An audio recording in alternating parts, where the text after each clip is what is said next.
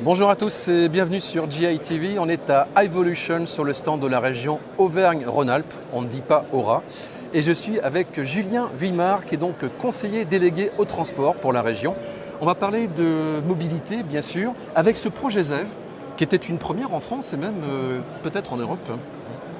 En fait, ZEV c'est quoi? C'est un appel à projet européen. Auvergne-Rhône-Alpes avait voulu répondre. Auvergne-Rhône-Alpes croyait en l'hydrogène, il croit bien sûr toujours, sous l'impulsion du président Laurent Wauquiez. Et cette volonté de créer un véritable écosystème, donc au travers de ce projet qui s'appelle Zero Emission Valley. Donc créer un écosystème, c'est quoi? C'est se dire qu'on crée l'intégralité de la chaîne de valeur, de la production à la distribution, en passant par la création des usages. Et ce que l'on peut voir, c'est qu'on a une carte derrière nous et les stations, ça se développe avec notamment Impulsion, bien sûr, qui continue d'ouvrir des points de recharge. Tout à fait.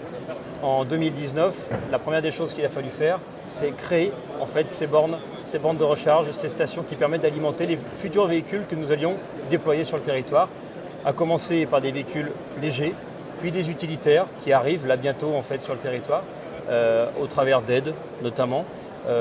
Aider les acteurs privés notamment à s'équiper. Et là, eh bien, c'est complètement des cars qui vont commencer à rouler, des cars rétrofités hydrogène à partir de mars 2025. Et ça aussi d'ailleurs, ces autocars, il y en a un certain nombre qui sont en commande d'ores et déjà. C'est ça. Une cinquantaine de cars qui sont en précommande chez notre opérateur, 16 qui arrivent donc, depuis Cournon d'Auvergne chez GCK Mobility, qui fait un rétrofit de cars diesel en cars hydrogène, qui vont être déployés autour de Grenoble, autour d'Annecy, autour de Lyon, et puis les 16 prochains fin 2025, et puis la dernière salve en 2026. Alors en cette période où la mobilité hydrogène est questionnée, chahutée, en tout cas, vous ne vous posez pas de questions au sein de la région Auvergne-Rhône-Alpes?